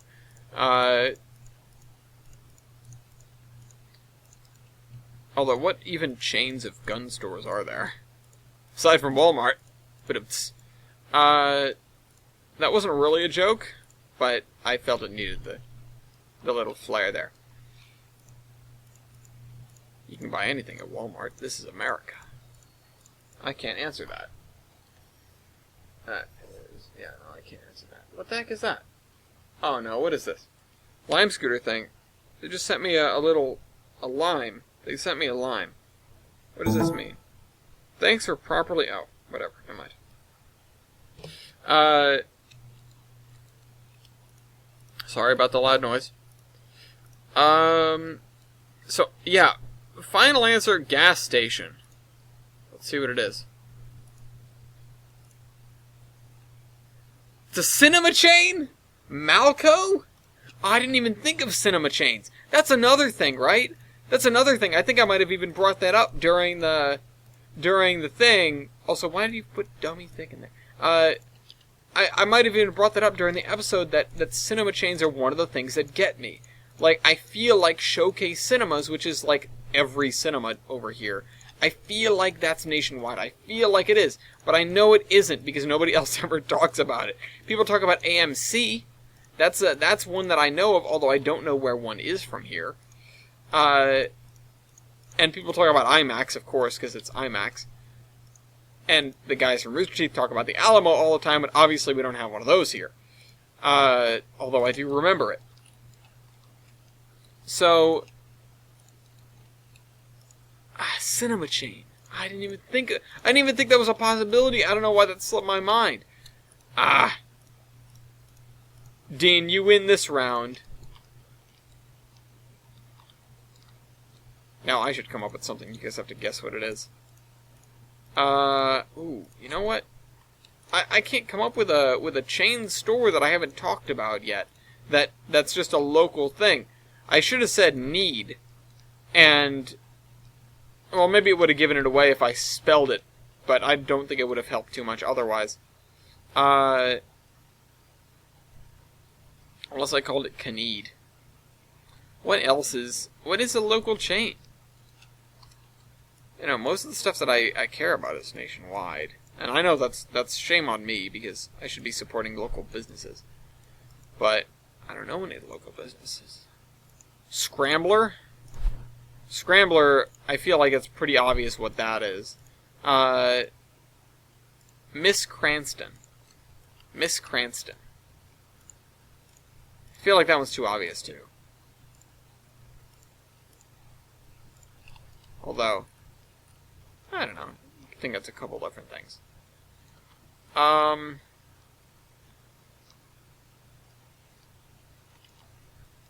don't know. I'm trying to think of another one.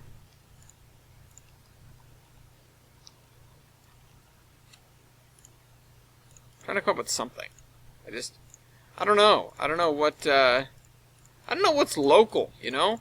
What is local? That's the thing. I'm gonna name something that I think is like, oh, there are only a few of these. It's gonna be like, no, there's one in, you know, Bend, Oregon. Not Blockbuster. There's one in Nowhere, California. Like, I'm gonna name something and everyone's gonna be like, idiot, that's a nationwide chain. That's everywhere. They have 15 of those in, you know, Vatican City. I don't think you could fit 15 of anything in Vatican City, but, you know, point is there. And now I need to think of something. If I do think of something, I will say something, but that's going to occupy, like, my whole brain now. It's just, I'm not going to be able to say anything for the rest of the show because I'm going to be thinking of chain stores. Or chain restaurants. Forget about restaurants. Or chain cinemas. Nope, that's an obvious one.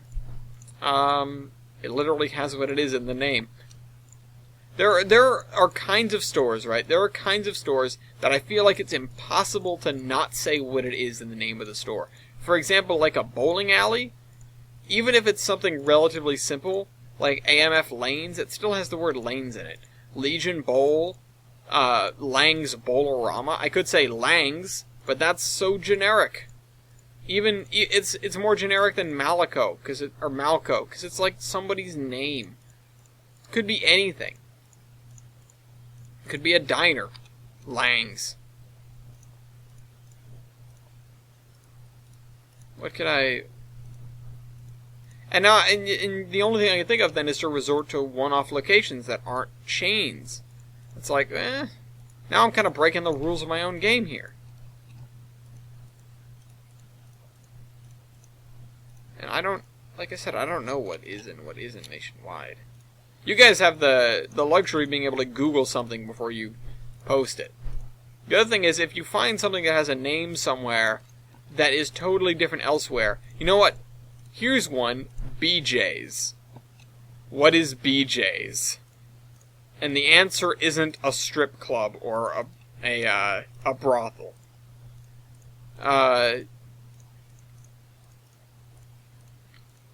Also, answer without Googling it. That's the other thing. You guys have the luxury of Google. You also have the luxury of Google to cheat. Don't do that. Do it without cheating. Okay. I'll put this in here.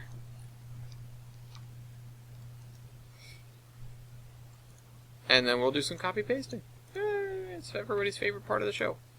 Also, I'm going to fill in those bald spots over there. Give me a second. Where are they? It's like down here, right?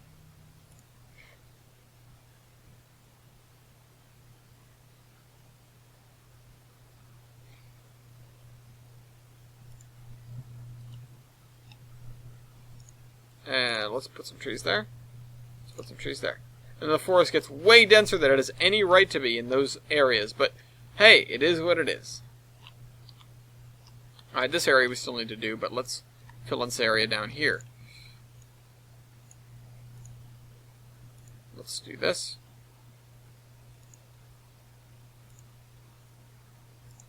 And you know what? I will actually spin this. See what I mean by it just leaves bald spots? Let's fill in this area here. It doesn't really matter in the end.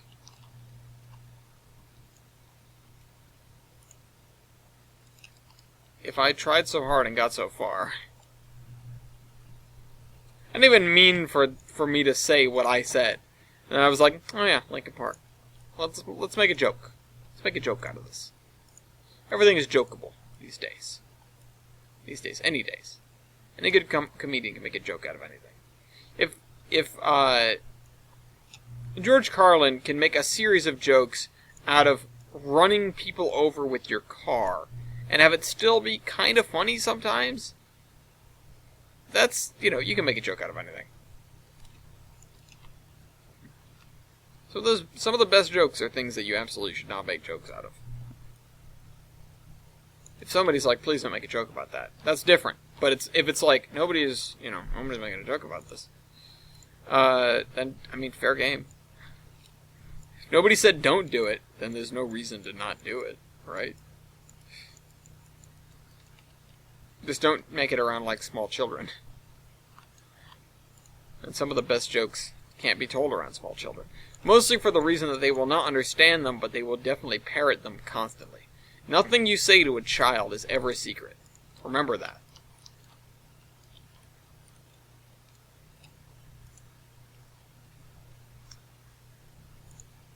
Okay. Nope. This. Give me this. Let's do that. Let's just get like a strip here, because I want to put it like that. There. Oh man, it's gonna look so good. It's gonna look so good. I hope it looks good. It's not gonna look good. I'm scared it's not gonna look good.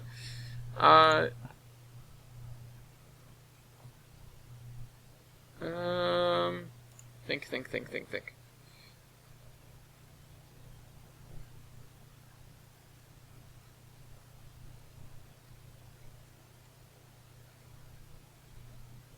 Oop, okay.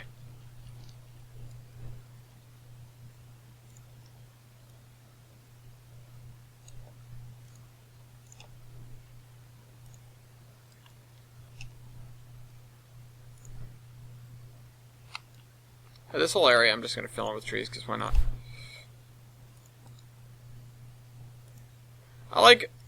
I'm thinking about like the old stuff for speed trees. The old like advertisement for what speed trees are, and it was like, you wave the wand over an area and trees grow. I've never seen anybody use that ever. It seems so ridiculous. It seems like a great idea that I would love. to have /use, and I don't even know if it's ever existed. I don't even know if it's a thing. I just know that they advertised it for a while, and they were like, you can just wave your magic penis wand over everything, and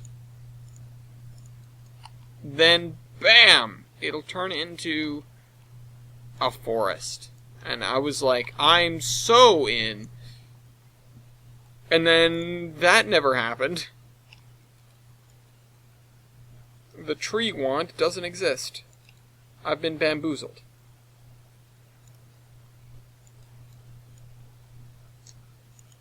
We've been betrayed, backstabbed, and quite possibly bamboozled. I wouldn't do it in the Sarge voice because my throat hurts all of a sudden. Probably from talking for so long. The one downside of making this. Maybe that's why I don't like making Zombie Train after this. It's like, alright, I already talked for 2 hours. My throat hurts. Let's not do the other thing that I'm supposed to do for like several days. Let's just ignore responsibilities for a little while. I'm done. I served my time. I paid my dues. I know, I sound just like Freddie Mercury, huh? I'm so good at it. Maybe I should just make an Ivan parody. That'd be good.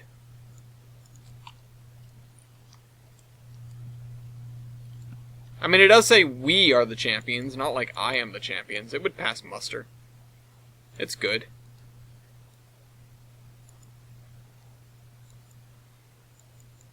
Maybe we are the comrades. That'd be kind of funny to do. Give me a different texture. Give me a different texture.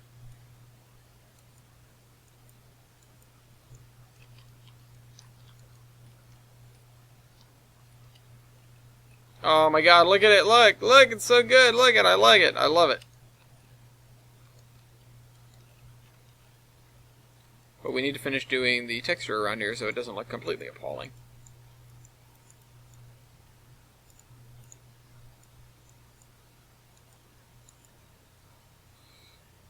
So it doesn't look like we just squared off some gray area and called it a day. Not that that isn't sort of exactly what we did, but... There we go. Is anyone hypnotized yet? What time is it now? Oh, 42. Man, this episode flew by. Milky said he was going to give me one, but then he was going to give me the place where he works, and I knew he worked at a grocery store, so I kind of figured that one out before he could even say anything about it. Although if he had, I didn't... So, I knew he worked at a grocery store. I asked him where he worked. And then I brought up this, and he was like, oh, I should just put where I worked. And I was like, well, I knew you worked at a grocery store, but I'm realizing that I wouldn't have known that was where he worked. I would have just been like, that's a store. Maybe I'll just have a scenic overlook here. That's what I'll do. I really don't want to work on this. This right here, I really don't. So let's go work on something else. I'm done with that area for today. Let's do this.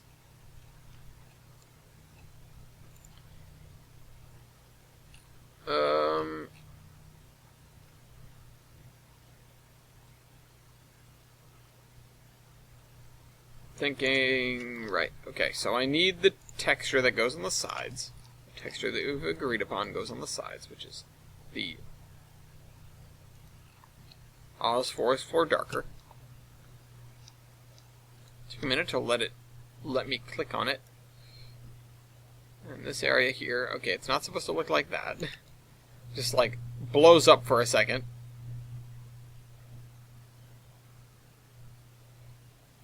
I should get some guardrails on this thing. Oh well, not happening.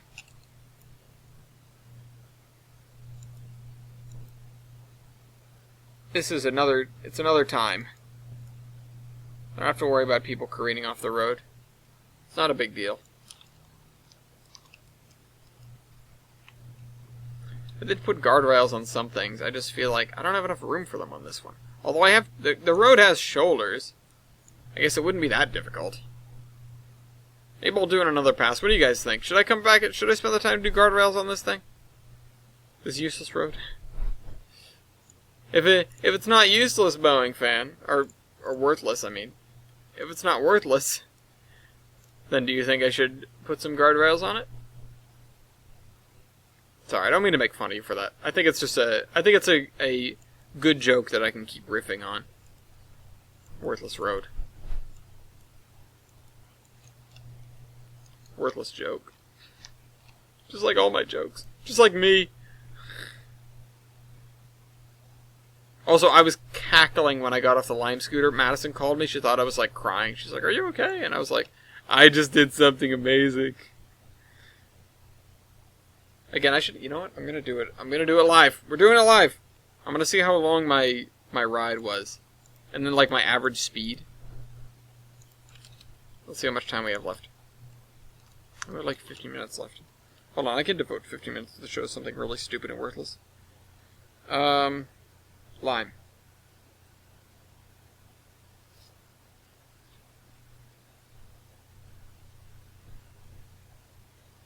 Rides. This week. No, rides. Wait, can I... Oh, ride history. There it is. 639 to 650.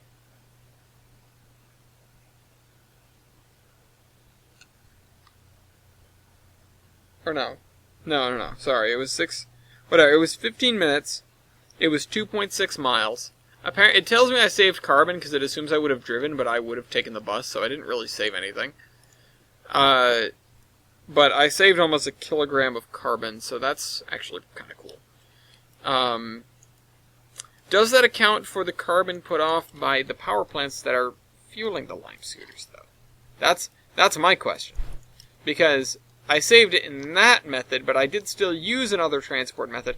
And I you know, it annoys me when people use that as a way to sort of discount things like electric cars and whatever. It's like, oh, well, you're still getting power from a power plant that's burning something, but it's like economies of scale, so to speak. It's a lot more efficient at burning things if it is burning anything.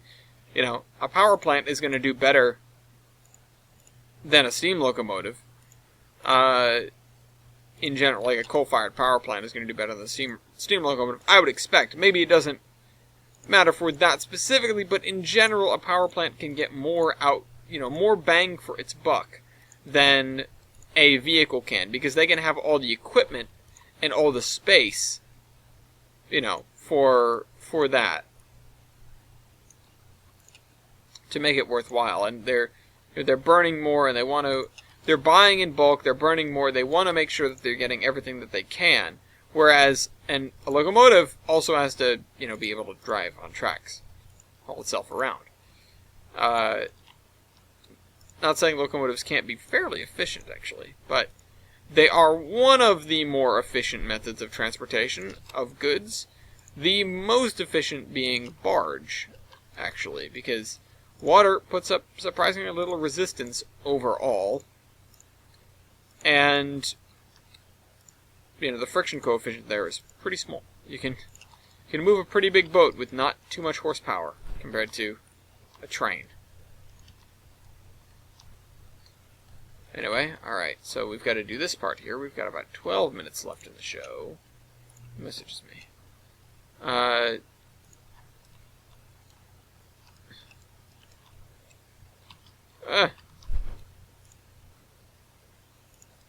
Oh, great. Now Graham spread a rumor by accident because he's a fool.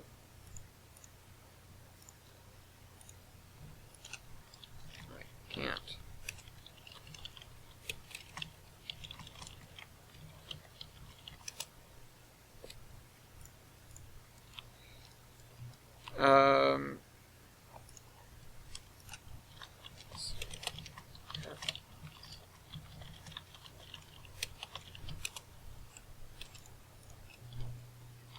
Okay, so give me this.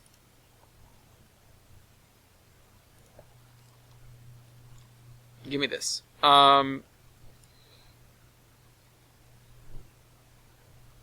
Let's do this. I need to explain something.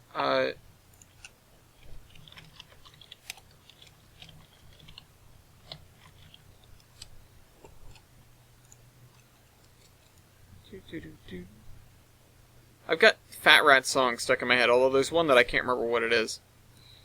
Fat Rat is good. I think. I don't typically... Alright, in the past I would say I didn't typically like that kind of music, but it's been a long time since I really decided that I liked or disliked certain genres. I can even get into rap sometimes. You know, if you asked me a few years ago, what do you listen to? I'd be like, everything but not rap. And these days, I'm like, anything. I'll listen to, like, anything. I mean, anything barring, like, pop country most of the time, but even then, even there's songs I find myself going, you know, just sort of humming along to or whatever, and it's like, alright, let me look this up. Let me just hear this. Because, I mean, to an extent, certain songs and people are popular because Clear Channel shoves them down our throats. But, on the other hand, lots of people are popular just because they're good. Like, like they're, you know, and if music didn't have any sort of appeal, then nobody would be trying to shove it down your throat anyway. So, that's the thing. I've learned that it's really important, in a way, to not just dismiss a certain kind of music or a certain song or whatever out of hand. Because music is, not to say music is music, but there's a lot of good stuff in there. Even if it's something that you wouldn't normally listen to. You know, I got wibbled into Sabaton. And I won't take full credit for that. But that is not a man that liked metal, or even probably wanted to like metal in any capacity. And I'm sure if you'd ask him, he'd say something about the fact that it's got this historical basis, and that's what makes him really enjoy it. And definitely that's a huge part of what makes Sabaton enjoyable. For me too. But goddamn, some of those songs are good. And I'm sure he would agree with you. I'm sure he would agree with that too. You know, there are certain songs where you like them before you know why. You know, before you know the backstory. And there are certain songs that you like, and then you hear, you know, certain songs that you hear the backstory, and then you go back and listen to the song and go, oh yeah, I get it now. That's why this is so amazing. I think of the Attack of the Dead Men might be one of those songs, because I'm not sure if on its own it's a really, it's definitely a good song. I'm not sure if on its own it's a great song. I certainly think it is, but I have a colored opinion because I knew about the Attack of the Dead Men from before. And when I saw that they were making a song called Attack of the Dead Men, I was like, I'm sold. I love this already. I hadn't even heard it. I was like, I love this already. Whereas, although I think even the Red Baron, I wasn't necessarily sold on the song until I heard the snippet of the song. Then I was like, I'll quit saying I'm sold for a moment here. But I really loved, like, the bouncy beat to it, the organ, all that stuff. Really put it together into a fantastic piece of music. That said, the Red Baron has its flaws, certainly. It really isn't lyrically interesting, and there isn't a lot of meat there in terms of subject matter.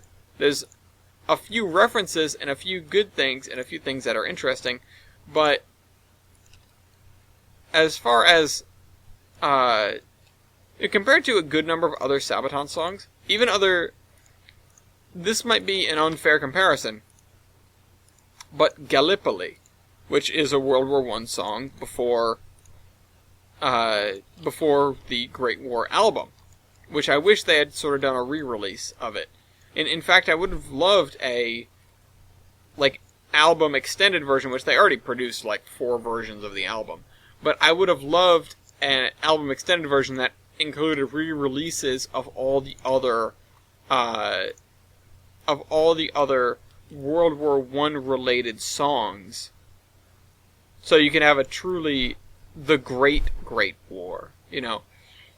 But they released the regular edition, which is my favorite. They released the history edition, which I've heard and I like, but I don't like how it breaks up the flow of the songs sometimes.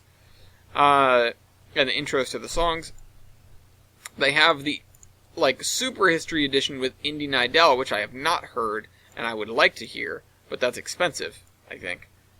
And then they have another version, I think? Maybe I'm crazy. Maybe they don't have another version. I don't know. I thought there was a 4th version. Anyway. They should definitely release one with all the other World War I songs. I would be so in. I said it again.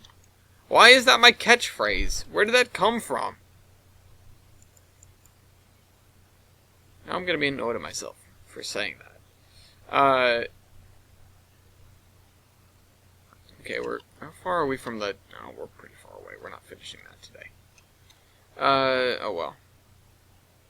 And that probably to you guys sounded like just very quietly. I'm not sure how sensitive my mic is with my voice here. And I know that there isn't really a lot of sound going on in the background.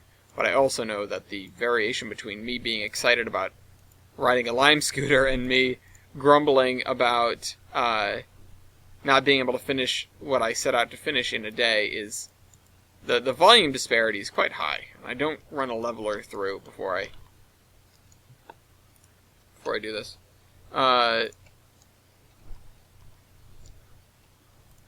Give me this.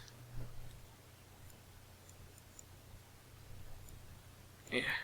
Okay.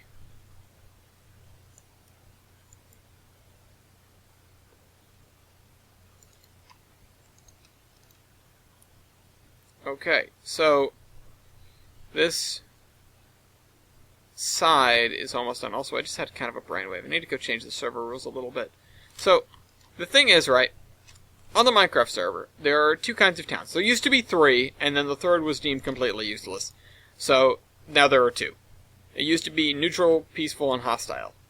And peaceful, you can't declare wars, you can't get war declared on you, all the server rules are in effect at all times, so you can't murder or grief or steal or whatever in those towns. In neutral towns, the rules are whatever rules are posted, otherwise they default to the server rules. You know, the peaceful town rules, like just mentioned. But the mayor can declare war on another neutral town if they wanted to. Hostile towns were basically the same as the wasteland. They were just organized. And and it was pointed out to me when I was trying to adapt them to make them useful, because I realized that nobody would use them, obviously. The goal was originally to have a town where you could just kill people for coming in. And it's like, that's literally the same as just having a thing out in the wilderness.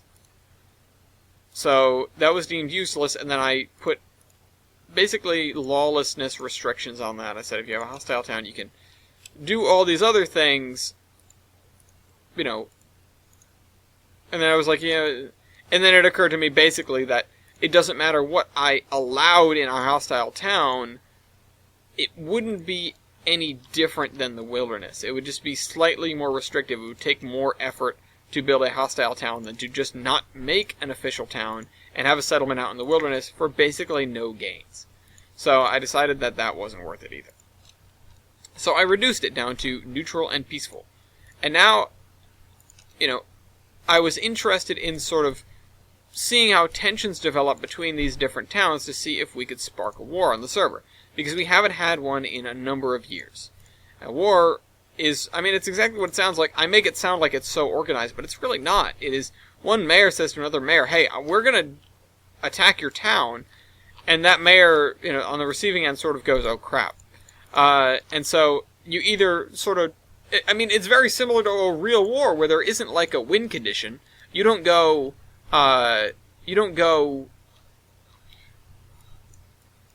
what's the word?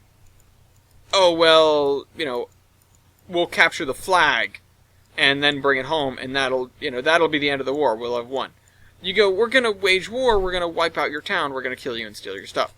And so the only choices really end up being wage war or die, which is kind of how it works. Again, I'm trying to be a little bit akin to real life here, on top of the fact that, like I said, there are no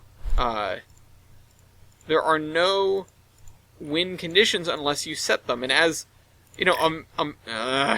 as a mayor, you're going to want to have win conditions. You're going to want to know when you can end that war and when you can go into negotiations and talk to, whomever, talk to your fellow mayor about ending the war. And honestly, if I wanted to be like that, I should probably apply some sort of thing. If a town is at war, the boundaries cannot be altered. That's a good one. Because you don't want to make it... you can... That's the thing. You could destroy a town hall, but there's nothing automatic that takes a town off of the board. It would have to be a person that decides, well, okay, now I need to take this town down. That's what the thing is with there's no real win conditions. So a town will stay on the board no matter what state it's in, as long as there's a war going on that affects it. I need to really compile these rules. I need to think about this some more. So I'm going to hop on the server now, probably, and think about the rules of engagement some more. And I hope you guys enjoyed this video, and absolutely leave a comment if you want me to talk about something, or if you have a question, or if you have a suggestion for Tutorial Tuesday, if you have something that you want to know about. Hope you guys enjoyed this video. I'll see you next week. This is the Admiral, signing off.